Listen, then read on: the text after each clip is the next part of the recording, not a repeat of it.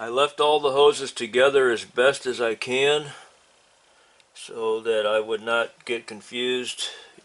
If you saw the video of me taking this off of the motorcycle, then you know that I did as much as I could to try to keep from getting these things mixed up, because I would never be able to figure out how to put them back on if I took them all off. Now I'm looking at these slides here. That one sticks a little bit.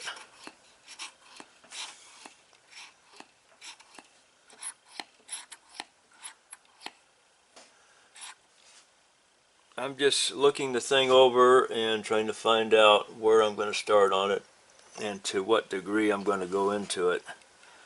Definitely going to deal with this slide that's sticking. I'm going to try to get this apart enough to get into the float bowls, but I don't want to take the thing apart completely if I can help it. But I do want to get into those float bowls and check the jets. But look at the float bowl arrangement. This is the bottom of the carburetor. This side here goes straight down. That would be down. And so these float bowls are at a pretty strong angle. They're almost sideways. Took the one slide out. Didn't do it on camera, but no biggie. Just this thing just goes in there as long as this little tab here is lined up with that hole right there. And then the spring goes on top of it. You got to play with the spring to get it in there underneath this cap. But I'm going to go ahead and clean that with some carburetor cleaner. If you've seen on some of my small engine carburetors, I usually use brake cleaner because it's a stronger cleaner. But cleaning rubber parts, I'm concerned about that because sometimes the rubber parts don't react too well to brake cleaner. So this is carb cleaner. Hopefully it's not too strong.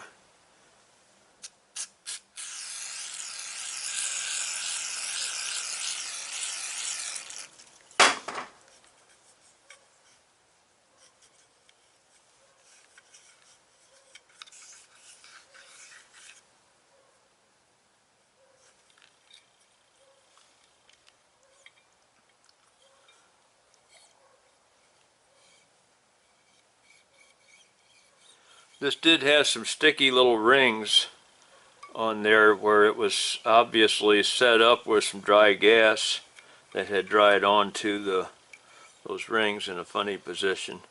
It's important that these needles don't get damaged. They're pretty important because they go down inside of a metering hole.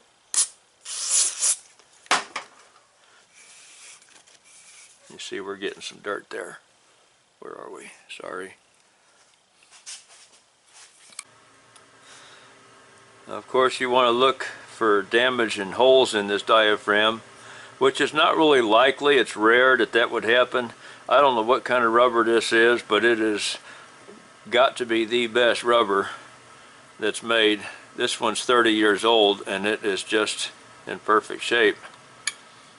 But what I have seen more often on carburetors on motorcycles is the ends of these needles starting to get a little corroded and starting to get eaten away, and that's not a good thing.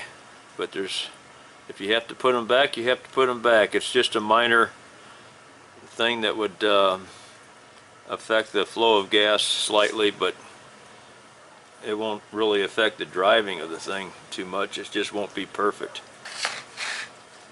Now I'm going to go ahead and spray in here where the metering rod would go.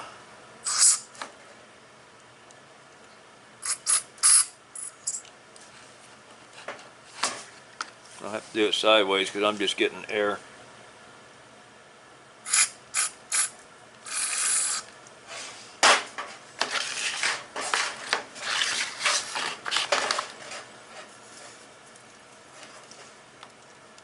So everything that looks like it's a passage of some kind needs to be flushed out with carb cleaner.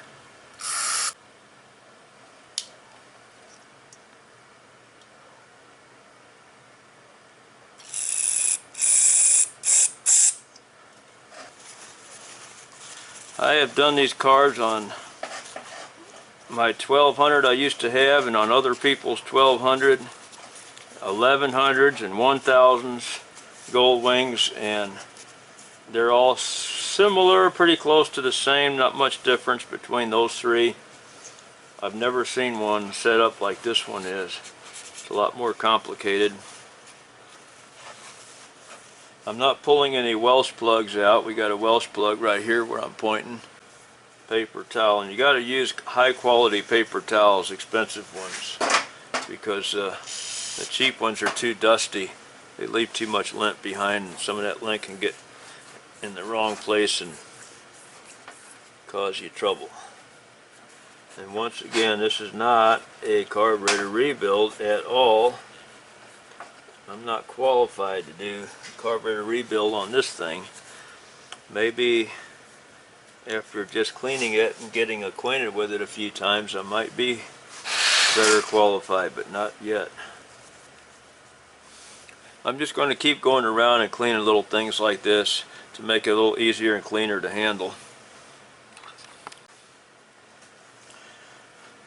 I'm cleaning out this other side with this diaphragm, and I'm using an impact driver, and I dulled the point of it a little bit so that it goes a little bit deeper into the screw, because you don't want to use a power tool unless the bit fits very snug in there, and you just got to be careful.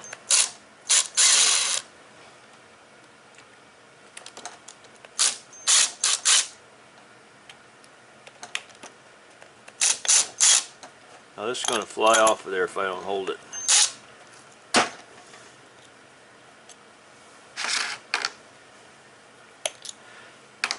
I got a little meat tray here on my left side, because as I sit on the motorcycle, everything that's on the left side of the carburetor, I'm going to try to organize on the left side of the table, and same for the right side.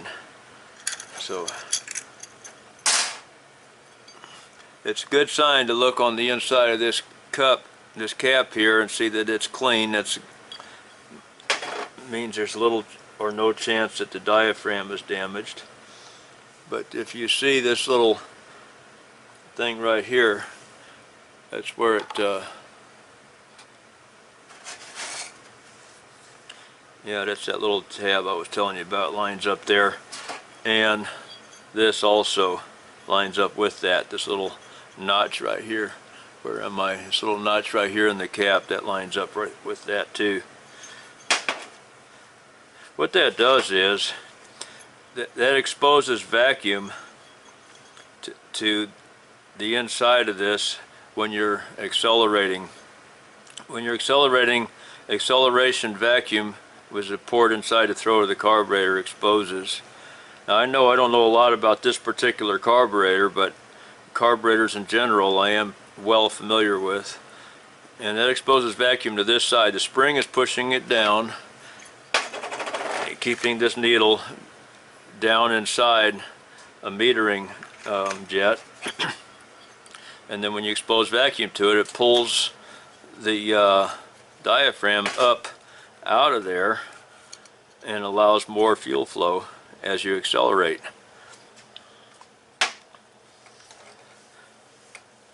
So I'm going to go ahead and clean this out like I did the other one. In case you haven't noticed, I'm working on a steel shelf, an upside down steel shelf, where the edges are rolled up about 1 inch high all the way around. The only thing I don't like about this particular one is that it does have these little holes in it, which I could fill, or I could cover them with something, put a piece of tape on them or whatever. I don't think I'm going to have anything small enough to fall through those holes. But the good thing about using something like this, it keeps everything, all the parts of the carburetor on the table. If something rolls away and falls on the floor, it has saved me from having to deal with something like that. I went to my workbench where I used to work on carburetors. It's pretty full of stuff right now, but to get a toothbrush, and I found this package. I mentioned this when I was taking the carburetor apart with these plastic body parts. This is from Show Chrome, and I guess I'll try to focus in on what it is. So if you want to freeze that and get a picture of that, that's your grommets. It's an assortment of grommets. I don't know what I paid for it, but I'll probably, next time I order parts, I'll probably get another one of these. So I got an assortment of these grommets that your plastic parts snap into. I'm going to clean this thing on the inside. I'm going to take it apart, and these come apart differently. I took this apart already, put it back together a couple times to make sure I knew how to do it. This one is different than my old 1200 Goldwing. So anyway, I'm going to take a regular 1/4 inch or number 2 Phillips screwdriver. There's a slot in there for that. I guess yeah, we can see that right in the center. Oh, it looks like there's about maybe an 8 or 9, about an 8mm hex on top of it as well. But anyway, I'm going to turn this a 1/4 turn. First thing I'm going to recognize, I don't think it matters, but it might, is that this flat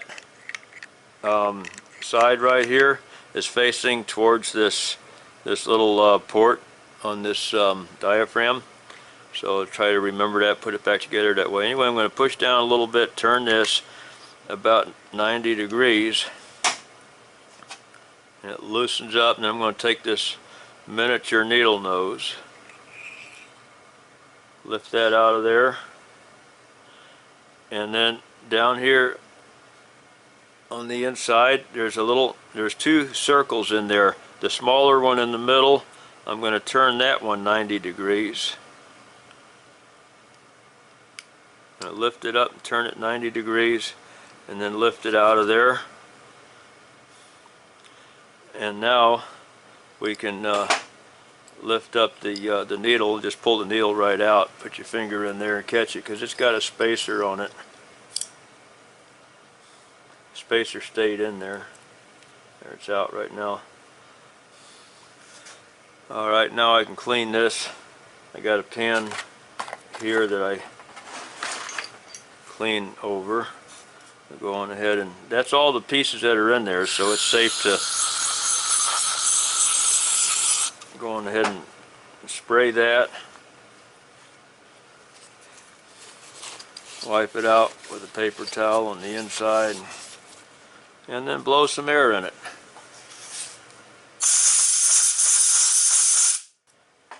Now I got to individually clean these pieces. What I'm looking for now, and I have to look very closely because, like I said, I don't know this carburetor setup. I'm looking to find out what is joining the 2 carburetors together besides this bottom plate and the top plate.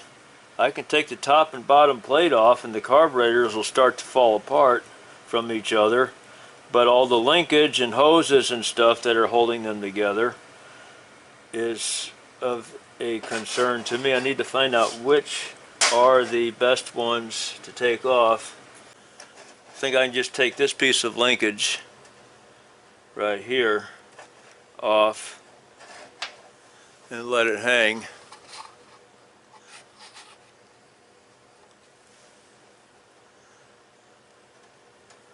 This one right here I think can hang. Yeah, I think I'm going to go ahead and take that piece of linkage off, and then when we flip it over to the other side, I got to take these vacuum lines off over here.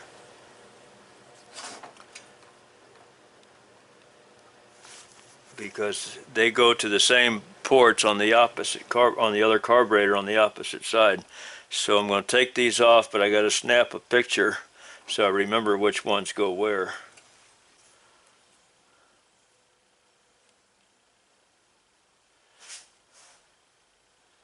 There's snapping a picture.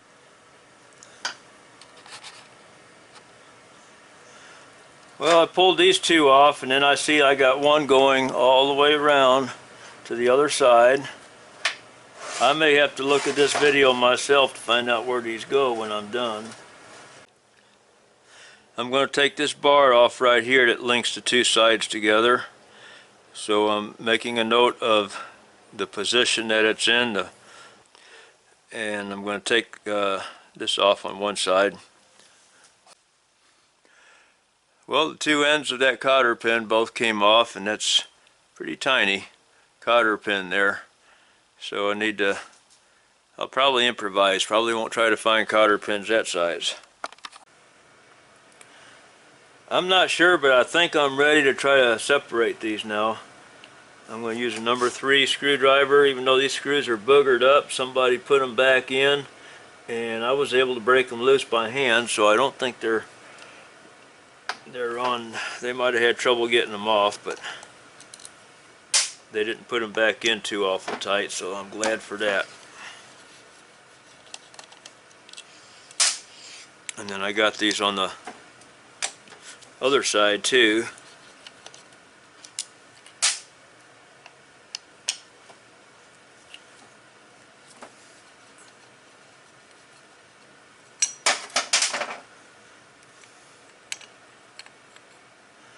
Okay, so there's that little bridge right there.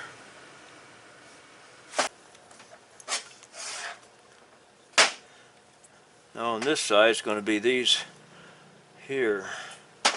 Haven't tried to break these loose yet. Let's see what happens. Yeah, they come.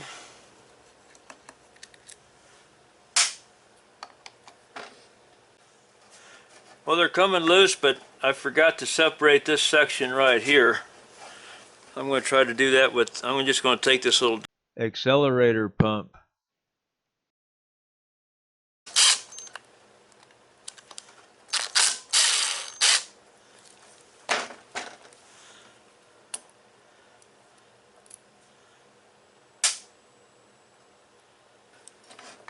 Well, we're almost off. We almost got one off.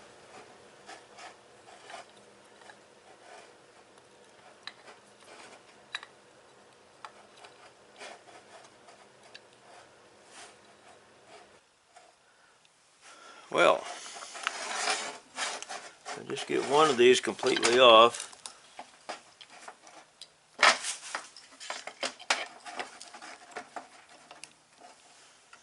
Vacuum lines are kind of hanging up on me there a little bit.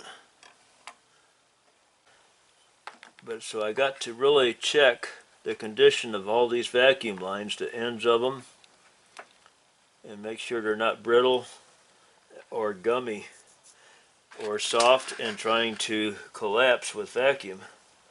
I got to check for all that. Okay, this screw that's on the side of the float bowl was cranked down really tight, and I just broke it loose. And I don't know what to expect here, but it goes to a port right there.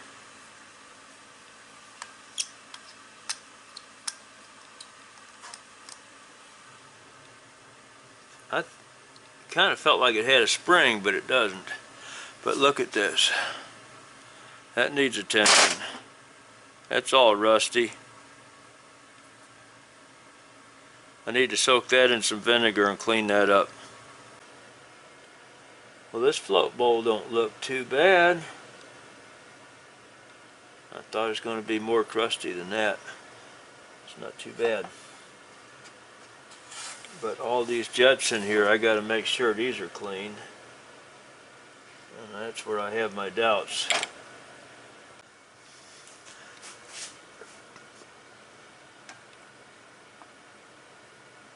Put the bottom jaw on top of that pin and the top jaw on the pin.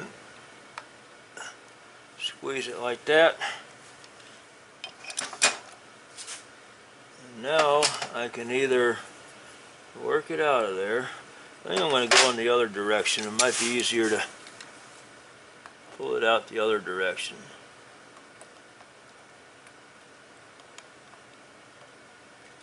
I could either go and try to find a real small punch, or I can just try to work it out now that it's loose.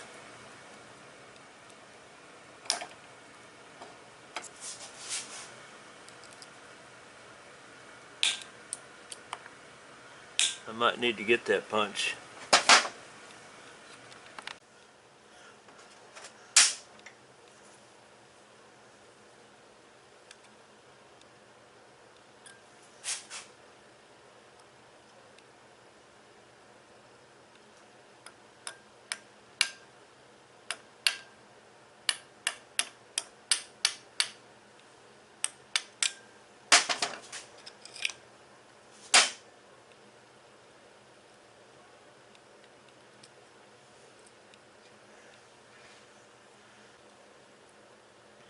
Well, I'm not taking these things out, I'm just cleaning them. So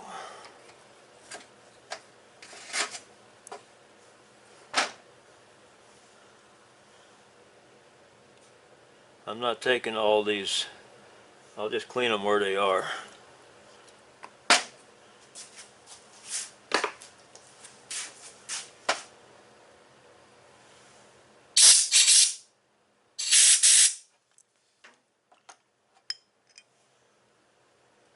I never had any trouble driving it, so I'm sure that this one's clean right here. If it wasn't, it wouldn't be getting enough gas to drive. But these here are the ones I need to clean up.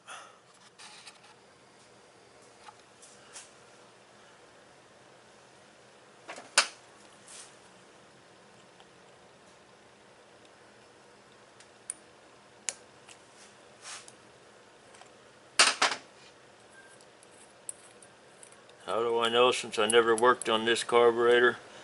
I worked on a bunch of carburetors, and they all have pretty much the same parts, just in different places. And guess what? I can see clogs in this one already, I think, because I can see daylight through some of these holes, but not others. Now, I might just have liquid in there. I'm going to blow, make sure there's no if there's liquid in it, that'll make it do that.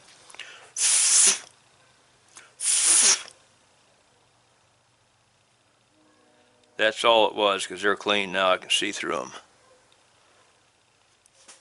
I had to have something white underneath it, and to put the paper towel. I was holding it up where I could see the paper towel behind it, but now I can see there. You see those holes going through? Got that on this side too. Yep. There they are. And this is a pretty big hole going down the middle, so that one's not really any real concern for me. Trying to get it on camera. There it is. That's a pretty big hole. That one's not really likely to clog up, but I'm still going to clean that.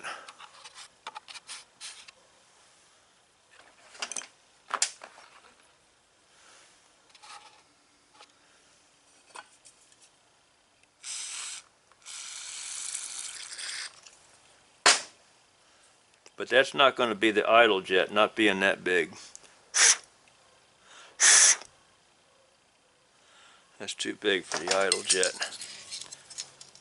But I'm going to run some of these cleaners through there, because if there is any crusty stuff in there, this should get it out.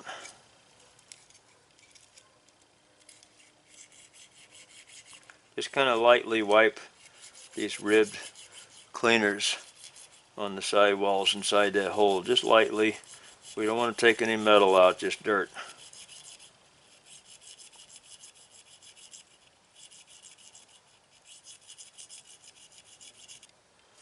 And we can do the same thing on these. We find one that fits in there.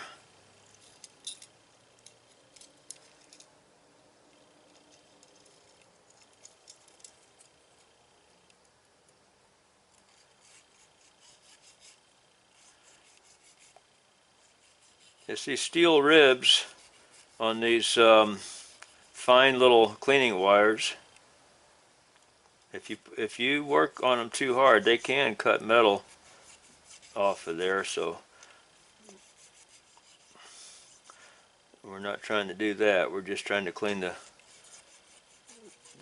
residue that's built up in it. I'm going to do that on all of these.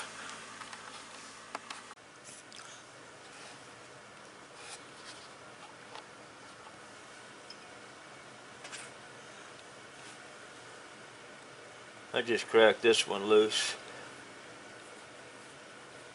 I have a suspicion this is going to be the idle jet. If it's got a real tiny hole in it, then boy, has that got a tiny hole, and I don't think it is open near enough, because they were bigger than that on the Goldwing, which had 4 carburetors. I mean on the 1200, which had 4. This only has 2, and this is a 1500, so it needs much bigger idle jets than what we have here. Oh, by the way, I got that first one soaking in some white vinegar. That will help that out. But I need to get some spray.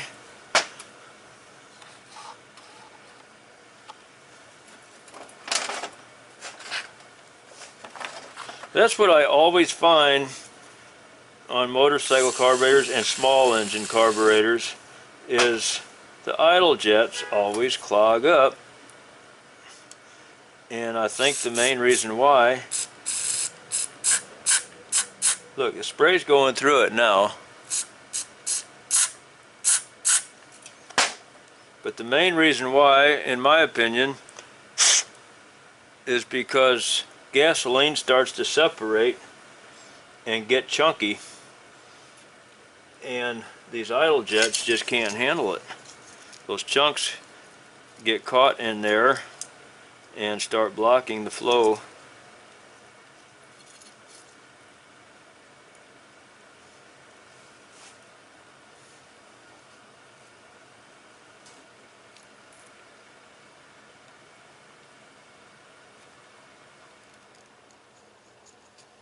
We can go a little bit bigger than that.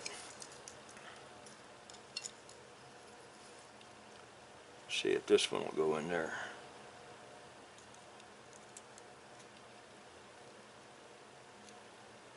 Trying to find the smallest one I got to put in there that has ribs on it. That'd be, this one's going in there.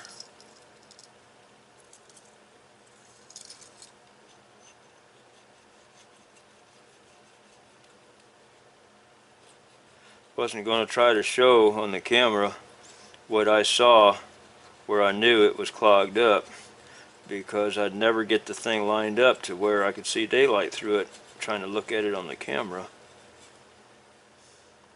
Boy, I can sure see a difference now.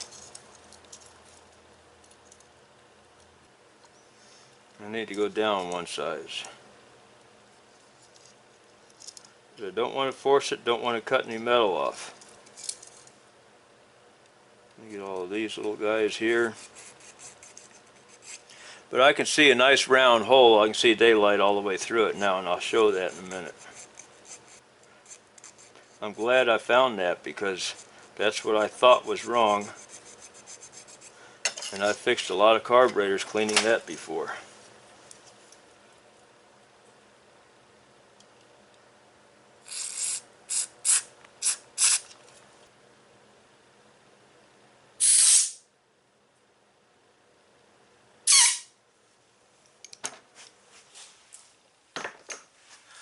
Now let me see if we can get that close up. Get something white here underneath it. See if we can get it more close up than that. Where are we going to be at here? There we go. See there? That's a big hole now. It's a lot bigger than the one on the 1200, but it was smaller than the one on the 1200 a little while ago, a few minutes ago.